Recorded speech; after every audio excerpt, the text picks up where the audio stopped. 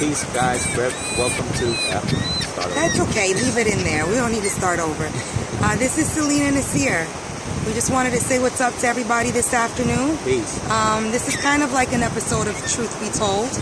I'm going to try to do this very quick and effortlessly. Basically, it's been a couple of months that we've actually, like 2 months, that we've actually shot an actual Truth Be Told. And this is really because we have to live our lives still. And in the real world. It's been a process. You know, when you share things about anything, especially that has to deal with oneself, you have to be careful that it doesn't become you and that you don't end up becoming a slave to it. That's right. So, that was for a certain section in time, and that section in time has passed because that's what happens when you're here. Time evolves, things evolve, things shift, and hopefully you're shifting with them. Sometimes when you're in a relationship, whether that be with your job, your mother, your father, whomever, things can become overwhelming if you don't have time to step out of your box and look at things in a different way, or just have a moment to reflect or to breathe. Do you find that to be the case? I find that to be the only case. And I agree 100% with what Celina's saying. It becomes really apparent when you are striving to do something consistently in a medium that requires a lot of consistent energy and energy transference constantly. So there's an element of you that can, especially if you're, creative and you post things on a medium like this, because it's so instantaneous and because it's so... No, it's okay. Because it's so instantaneous and because it's so immediate, it'll almost feel like the more you put on it, the more you gotta put on it. And what happens is people are always looking for the next thing. They don't take time to digest what it is you just gave them. And it's difficult because you don't want to start regurgitating the same rhetoric and becoming, you don't want to be anything. And that can happen with anything that you enjoy, at least myself. We don't want it. But that process also was a time in which, I just kind of settled after, breastfeeding and all this stuff that happens when you become a mom. And in our given circumstances, we left New York literally on a couple of unemployment checks and on a lot of faith. And that's the truth. Sometimes people like making their situations look more romanticized and fantasy-filled than need be.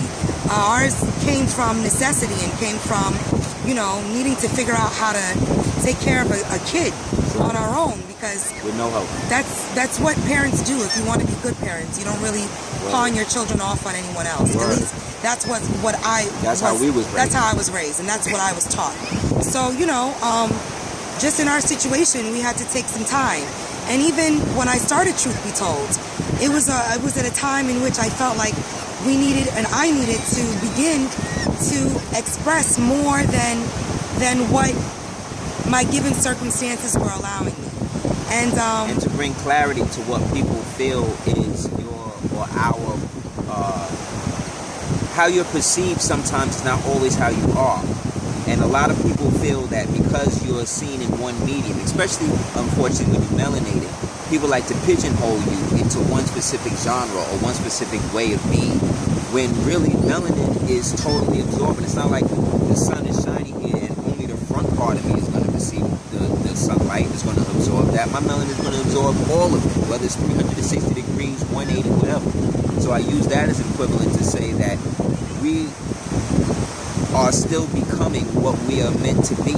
So none of us are really locked in a specific paradigm unless we allow ourselves to be locked into it. And I think that's what happens a lot of times when you are in a relationship, is that you read a lot of articles and you find people feeling as though they're losing themselves, or that they haven't accomplished whatever goal that they set forth. And I think a large part of us, or at least me, attracting Aseer in my life and choosing to give and choosing to be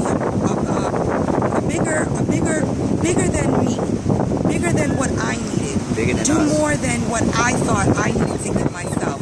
That's where I was at 21, and even though I met him at a time in which my intent was to literally love him unconditionally, but help him. Help him with a lot that seemed to be really needed. I needed somebody that was gonna actually listen to the things that I said. Yeah, and you know, sometimes we come from parents and from families that choose to kind of be a little abusive emotionally. Yeah. And we both came from that. yeah, and I think that in all of that, you have to figure out what to carry and what to leave behind. And when I met Aseer, he was very, very bright and very wise and so much full of potential that, you know, even though I was at a space in which I didn't want this and I didn't want that, and there was a part of me that couldn't necessarily walk away from the blessing, you know, and walk away from the fact that this person still had wisdom and great gifts, whether, you know, other things might have been not aligned properly.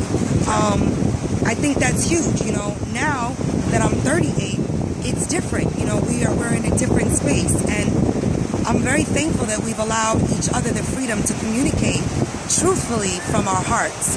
And the whole truth be told, in reading all your comments and in being thankful that we had the courage to at least express a moment in time, that's what it was.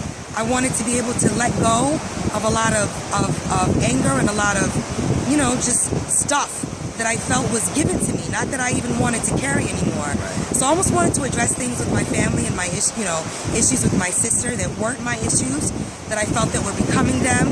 A lot of things and mystery behind why, and you know, I didn't even think that people cared to know about us like that when we left New York. We did it really to set the record straight, to air out what we needed to air out, and also show people that there are ways and there are still people who are in love and can still express themselves, give each other freedom, but also let other people know, other couples know that they see a reflection in us. And it's not always always bad. It's not always good. It's going to be what it's supposed to be when it's supposed to be that. Yes. So all you can do is be present in the now. Love each other. And be honest about what you want to still accomplish. You know, and I think that was something that I'm very thankful. The Creator has given me time to, even in not having in this and still taking the bus and all these things, you know, your legs get stronger. You end up enjoying riding your bike with groceries on them. You flip your lemons and make them into lemonade constantly. And, you know, I didn't want to have to always talk about things that brought certain pain and brought certain awareness and things that I had processed, because that was then. I'm in a different space and we both are. And we wanted to give ourselves the freedom to become more than what we felt was given to us. And more than what we had allowed ourselves to sometimes see. Think that we could do exactly. Yeah, and I was just going to say the bottom line is that pain hurts.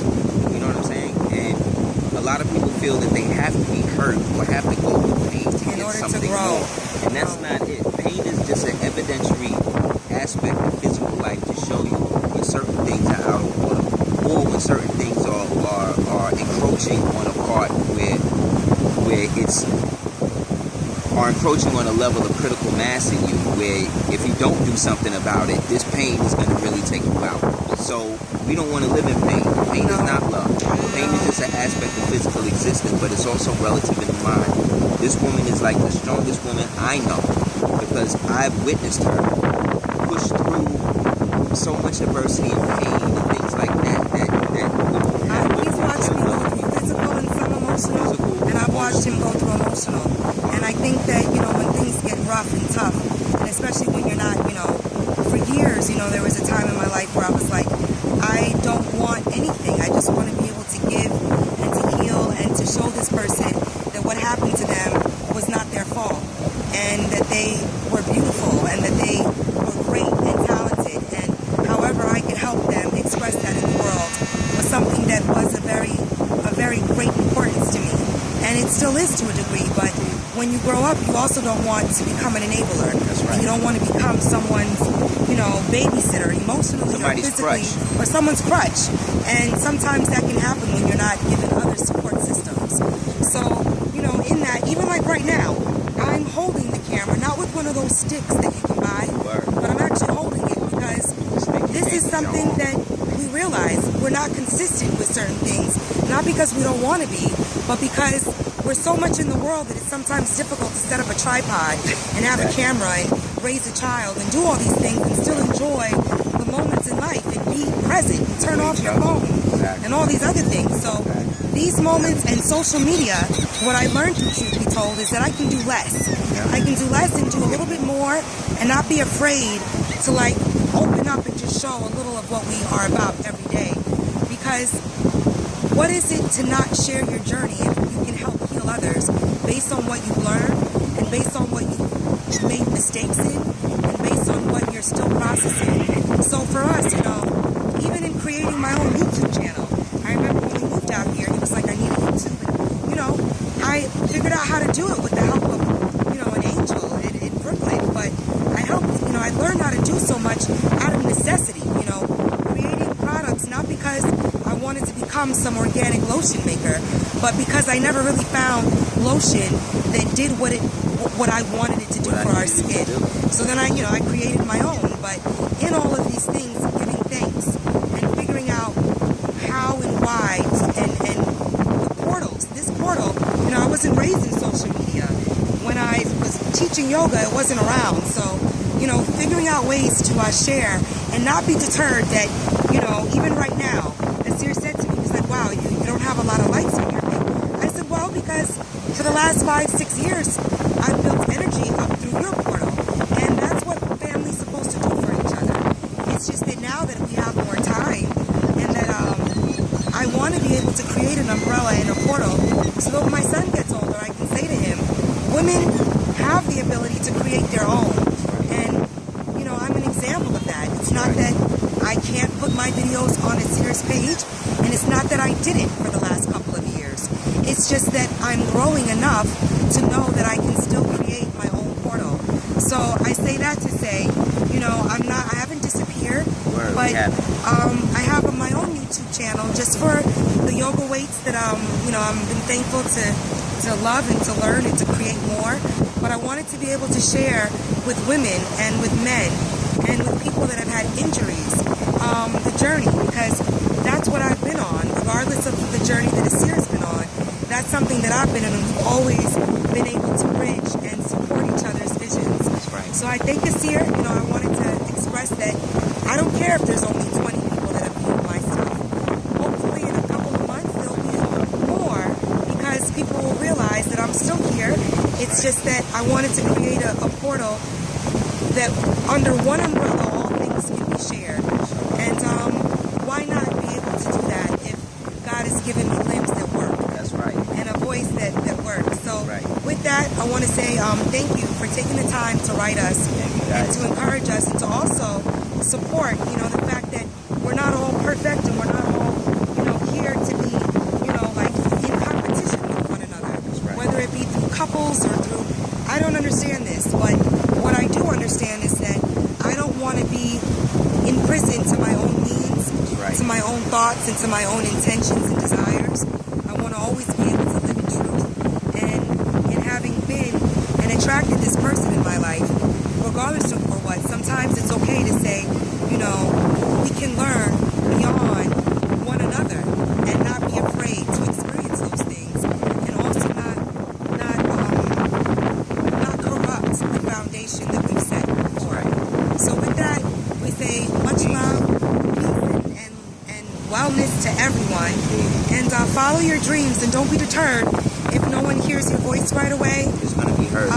If it's backed by the intent of love, not by, you know, craziness, but by something that's more than likes. Because God knows if that was all there is, we would have vacated. It's already. better to be loved than liked. Exactly. And also, check out it's Celina Cordoba L. My YouTube page is Celina Cordoba L. And subscribe, man. And I don't know if Aseer is gonna ever have an Instagram page. We'll try, but in